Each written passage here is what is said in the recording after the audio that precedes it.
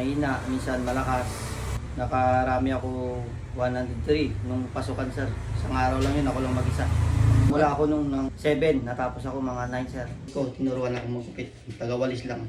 Tagawalis ka lang noon? Oo. Wala kang alam pa noon time na yun? Wala. Nag-aaral ko ng college. Hindi, undergrad lang. Undergrad lang. Oo. Pero hindi mo na pinush yung ano? Hindi na. Kasi Ano sana yung course mo nun? Base BA. Business. So tapos tagawalis. Tagawalis. Paano? Tinuruan ka? Oo, taga-kalbo lang muna. Tinuruan ka na ng ganun, taga-kalbo muna. Oo. Simula ako barbers eh. Natapos ko mga 1 oras din. Isang oras. Oo. Hindi ko alam yung gagawin ko eh.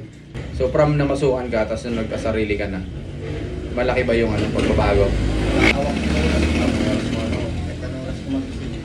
Sa bata, 80. 80. Ah.